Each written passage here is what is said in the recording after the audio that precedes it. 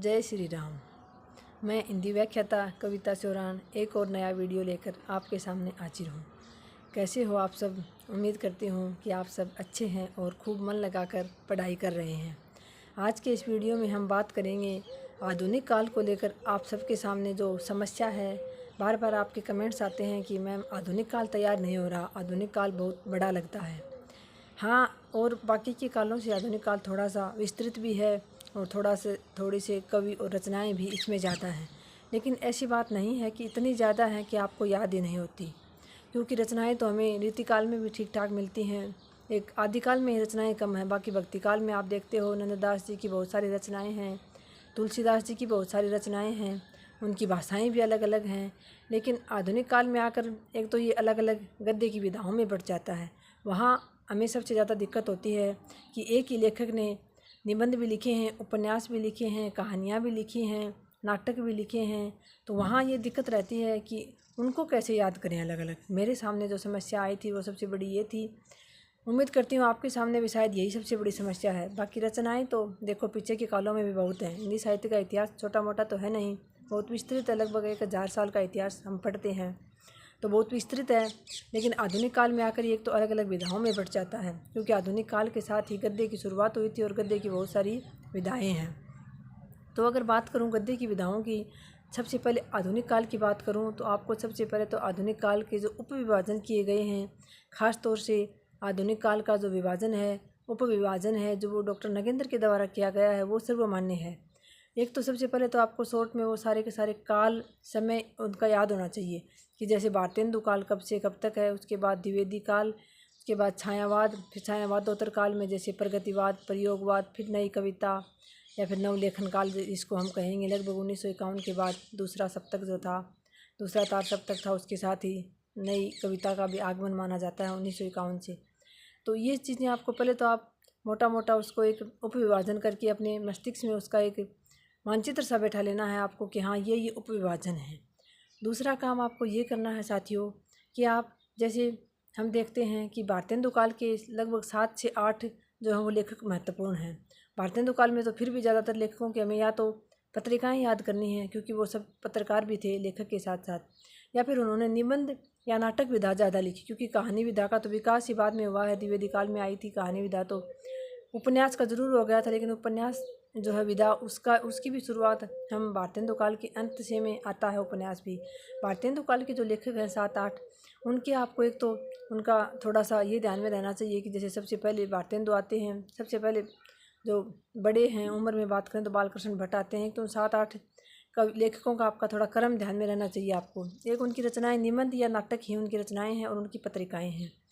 तो 7-8 ही लेखक हैं प्रमुख भारतेंदु युग के, तो उनकी आपको पत्रिकाएं जरूर याद होनी चाहिए। पत्रिकाएं भी 4 या 5 लेखकों ही महत्वपूर्ण हैं। जैसे भारतेंदु जी ने 3 पत्रिकाओं का संपादन किया था, ऐसे ही बालकृष्ण भट्ट जी ने भी, जो 4-5 प्रमुख लेखक हैं उन सब ने पत्रिकाओं का प्रकाशन किया था, वो आपको याद रहनी चाहिए। उसके बाद आते हैं द्विवेदी काल में। तो द्विवेदी काल में तो सबसे पहले कहानी विधा का विकास हुआ था, उपन्यासों का भी शुरुआत हो गई थी, उपन्यासों की भी, क्योंकि प्रेमचंद को हम यहीं से शुरुआत मानते हैं, प्रेमचंद की भी द्विवेदी युग से ही, और प्रेमचंद को उपन्यास सम्राट कहा जाता है। तो यहाँ से फिर आपको सबसे महत्वपूर्ण जो है वो तो महावीर प्रसाद द्विवेदी लगा लो। उसके बाद अयोध्या सिंह अरियोध जो हैं वो हैं। द्विवेदी काल में आपको 3 या 4 लेखक ही महत्वपूर्ण मिलेंगे। वैसे तो 4-4, 5-5 रचनाएं छोटी छोटी, थोड़े नोट्स आपको और कवियों के, लेखकों के भी मिल जाएंगे, कवियों के, लेकिन जो महत्वपूर्ण हैं वो हैं 4 या 5 ही। जैसे अयोध्या सिंह अरियोध हो गए, एक नाथूराम शर्मा शंकर हो गए, ये सारे के सारे जो हैं द्विवेदी युग के महत्वपूर्ण कवि लेखक हैं या कवि, क्योंकि इन्होंने पद्य में भी रचनाएं की हैं, कुछ ने गद्य में भी की हैं।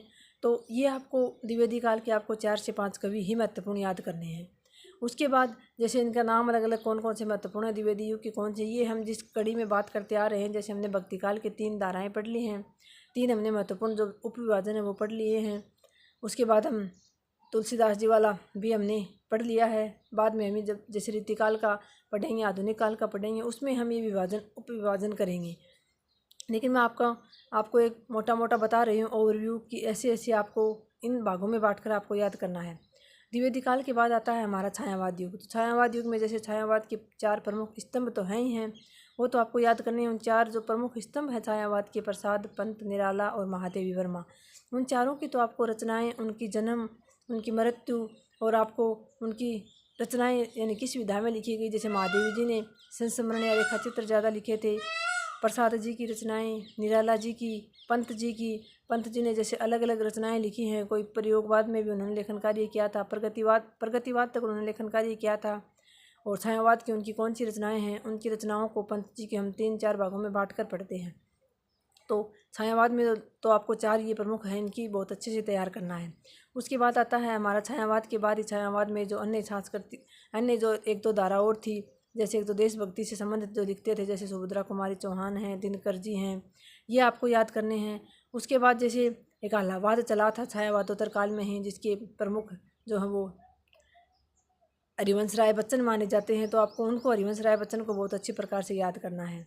उसके बाद जैसे प्रगतिवाद में आएंगे तो प्रगतिवाद में तो आपको नागार्जुन, एक केदारनाथ सिंह हैं, एक त्रिलोचन शास्त्री हैं, ये 3 ही हैं प्रमुख। तो वैसे या फिर एक आध और है कोई, तो इसमें प्रगतिवाद में भी ज़्यादा नहीं है, 3-4 ही आपको याद करने हैं।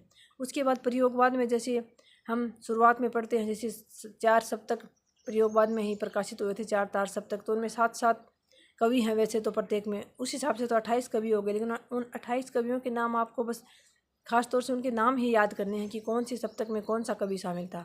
ये तो आपको ट्रिक बना के याद करना ही करना है। इसके अलावा उन 28 कवियों में से, लेखकों में से आपको 5 से 7 ही ऐसे प्रमुख लेखक मिलेंगे, कवि मिलेंगे, जिनकी कोई रचनाएं हैं। प्रसिद्ध रचनाओं की बात कर रही हूँ मैं, वैसे लिखी तो बहुत सारे कवियों ने हैं, लेकिन जो प्रसिद्ध रचनाएं हैं, आप पीछे के पेपर उठा के देखोगे तो आप देख सकते हो कि आपको कौन कौन सी महत्वपूर्ण प्रमुख, आप पीछे के पेपरों का जब अध्ययन करो तो आप एक पेज में लिख लेना कि कौन कौन से जो कवि हैं, लेखक हैं, उनकी रचनाएं बार बार पूछी जा रही हैं आरपीएससी के द्वारा। ये तो आप जब पुराने पेपरों का गहनता से अध्ययन करेंगे तो आपको पता चल ही जाएगा।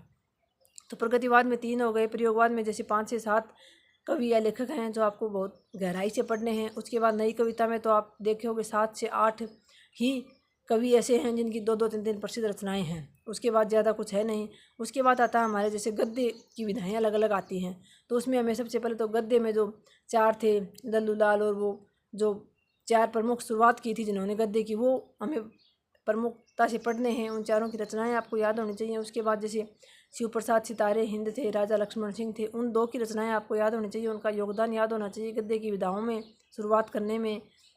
उसके बाद जैसे कि विधाओं की बात करूं तो विधाएं 4 जो विधाएं हैं वो ही ज़्यादा महत्वपूर्ण है, और उनमें ही रचनाएं आपको ज़्यादा मिलेंगी। जैसे कि उपन्यास ज़्यादा मिलेंगे आपको, नाटक, कहानी और निबंध, ये जो 4 विधा हैं इनसे ही ज़्यादा प्रश्न आते हैं और इनकी ही रचनाएं आपको ज़्यादा मिलेंगी। इसके बाद छोटी रचनाएं हैं, जैसे रेखाचित्र है, रिपोर्टाज है, संस्मरण है, ये सारी की सारी, आत्मकथा है, जीवनी है, यात्रा वृत्तांत हैं, ये सारी की सारी जो है छोटी छोटी विधाएं हैं, इनमें आपको ज़्यादा रचनाएं नहीं मिलेंगी। आपको बस 4 विधा जो हैं इनको ही बहुत अच्छी प्रकार से याद करना है।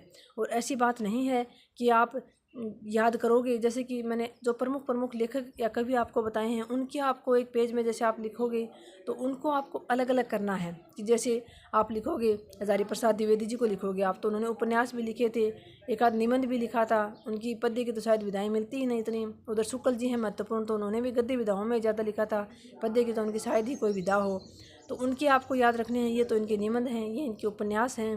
जैसे प्रसाद जी को भी आप पढ़ोगे, निराला जी को भी आप पढ़ोगे, तो उनके आपको जो मैं महत्वपूर्ण कवि बता रही हूँ इतने ज़्यादा नहीं है, ये 15, 20, 25 हो जाएंगे, बस ज़्यादा से ज़्यादा करोगे तो 30 हो जाएंगे। इन 30 की आपको जो मेन है इनके आपको विधाओं को जो इनकी अलग अलग लेखन की विधाएं हैं उनका आपको पता होना चाहिए कि ये इनकी पद्य की विधा है।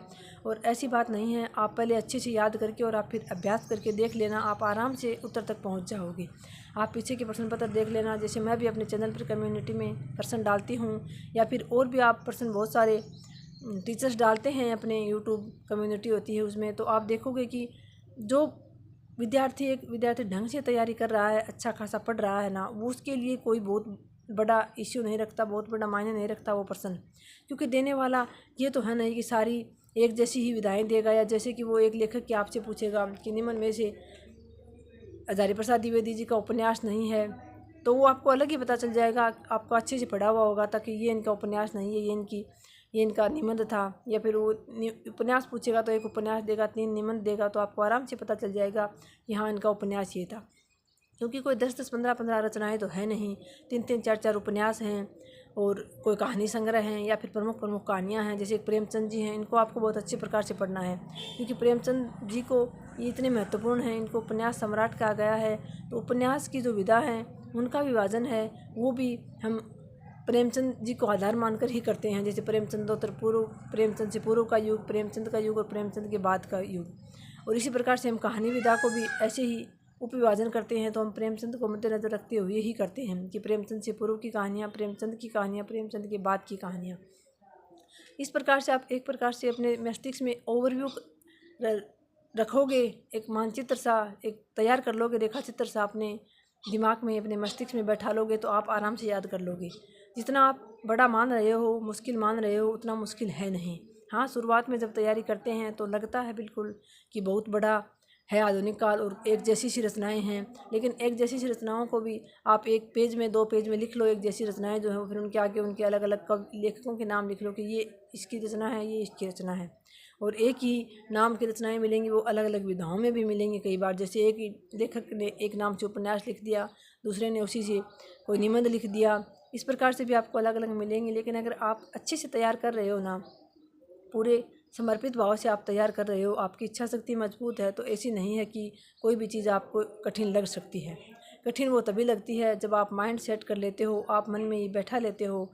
आप एक बार करके देखना, 2-4 दिन आपने ये सोच लिया होगा कि हाँ आधुनिक काल बहुत हार्ड है, याद नहीं हो रही, अलग अलग रचनाएँ हैं, एक जैसी रचनाएँ हैं। और एक आप 2-4 दिन मस्तिष्क में ये बात बैठा के देख लेना। ये सीधी सी बात है साथियों, आप कभी भी महसूस कर लेना, हमारा माइंड सेट जो हो जाता है, हमारा मस्तिष्क जिस बात को मान लेता है ना, हम जो तय कर लेते हैं मन में, वही हमारे सामने घटित होने लगता है। तो आपने हार्ड मान के देख लिया इसको, अब एक बार आप 5-7 दिन मेरे कहे से और ये मानकर देखो कि हाँ आधुनिक काल बिल्कुल भी हार्ड नहीं है, बिल्कुल भी कठिन नहीं है, हम इसको आसानी से याद कर लेंगे, हमें रचनाएँ याद हो रही हैं। और आप उनको अच्छे से पढ़ के और फिर आप अभ्यास क्वेश्चन करके देखिए। आप जैसे कि पिछले प्रश्न पत्र जो पेपर हैं पुराने, उनका अध्ययन कीजिए, या फिर आप अगर कोई टेस्ट सीरीज़ भी लेते हैं तो वो कोई अच्छी क्वालिटी वाले टेस्ट सीरीज़ लीजिए। किसी सर की आपने किसी का कोर्स ले रखा है तो मैं तो यही सुझाव दूँगी कि आप उन्हीं की ही टेस्ट सीरीज़ भी लीजिए। या फिर आप जैसे पीछे के पेपर, अगर आप फर्स्ट ग्रेड की तैयारी कर रहे हो तो मैं ये नहीं कहूँगी फर्स्ट ग्रेड के ही पेपरों का आप अध्ययन करो। आप हिंदी के लिए तो जैसे UGC नेट वगैरह के एग्ज़ाम होते हैं, इनके लिए भी साहित्य प्रतियोगिता साहित्य जो है, इसके प्रकाशन की पुराने पेपरों की क्वेश्चनों की पुस्तक आती हैं। और सेकंड ग्रेड के लिए भी जैसे असिस्टेंट प्रोफेसर का पीछे एग्जाम हुआ था, उसमें भी जो पेपर आते हैं हिंदी साहित्य इतिहास के जो क्वेश्चन आते हैं, उनका भी आप अध्ययन कीजिए, क्योंकि आए हुए प्रश्नों पर ही ज़्यादा फोकस रहता है। जब एक पेपर जो सेट करने वाला होता है तो उसका यही रहता है कि जो पीछे के प्रश्न आए हुए हैं उनके आसपास, या फिर उस प्रश्न सेम को रिपीट नहीं करेगा, तो उसके आसपास का ही मैटर वो उठाता है ज़्यादातर। आप देख लेना। तो मैं तो यही कहूँगी कि आप जो सिर्फ फर्स्ट ग्रेड की तैयारी कर रहे हैं तो फर्स्ट ग्रेड के ही नहीं, सेकंड ग्रेड के, नेट के, JRF के, या फिर असिस्टेंट प्रोफेसर के जो पुराने पेपर हैं, जो आए हुए क्वेश्चन हैं, उनका आप बहुत अच्छी प्रकार से अध्ययन कीजिए। आपको 2-4-5 क्वेश्चन तो उसमें से ही मिल जाएंगे, सेम भी मिल जाएंगे आपको, नहीं तो आसपास के ज़रूर मिल जाएंगे। तो साथियों, कई दिन हो गए, कई साथियों के कमेंट्स आ रहे थे कि इस पे ज़्यादा हमें मुश्किल लग रहा है। तो जिस प्रकार से मैंने बताया है, इस प्रकार से कोई ज़्यादा मुश्किल है नहीं। आप अगर ऐसे मैंने तो ऐसे ही किया था शुरुआत में, जब तैयारी शुरू की तो मुझे भी बहुत कठिन लग रहा था ये पार्ट, लेकिन फिर जब मैंने ठान ही लिया था कि इस बार मुझे किसी भी हाल में नौकरी लगना ही है, याद करनी ही है, तो फिर जब आप दृढ़ इच्छा शक्ति कर लेते हो तो कोई भी मुसीबत ऐसी, कोई भी समस्या ऐसी नहीं है जो आपके सामने घुटने ना टेक दे। तो बस आप इच्छा शक्ति को अपनी को मजबूत कीजिए, समर्पित भाव से तैयारी कीजिए, ज़रूर आपको इतना कठिन बिल्कुल नहीं लगेगा। इस प्रकार से आप छोटे छोटे भागों में बांटकर इसको तैयार कीजिए। जैसे कि एक दिन आपने भारतेंदु काल को याद कर लिया अच्छे से, सारे लेखकों की रचनाएं आपने याद कर ली, उसके बाद आप अगला काल ले लीजिए, तो 7-8 दिन में आप आराम से इसको कर लोगे। एक बार फिर रिविज़न के समय आप अलग अलग इनकी रचनाएं लिख कर देख लीजिए, तो आराम से आप कर सकते हो। अभी भर्ती आपके सामने है भी नहीं, टाइम भी है आपके पास अच्छा खासा, तो आप इस समय का सदुपयोग कीजिए, बेहतरीन सदुपयोग कीजिए, ताकि जब भी भर्ती आए तो आप एकदम से तैयार मिलें, आपको सोचना ना पड़े कि मेरे तो नोट्स तैयार नहीं है, मेरा तो पाठ्यक्रम पूरा नहीं हुआ है। बस आप रिवीजन ही रिवीजन करें भर्ती आने के बाद। तो आज की वीडियो में इतना ही साथियों। और कोई भी आपका क्वेश्चन हो तो आप कमेंट्स बॉक्स में डाल दीजिएगा। मेरे पास जिसका समाधान होगा मैं ज़रूर करूँगी, जो मुझे पता होगा उतना मैं ज़रूर बताऊँगी। मिलते हैं नेक्स्ट वीडियो में। जय हिंद, जय भारत, धन्यवाद।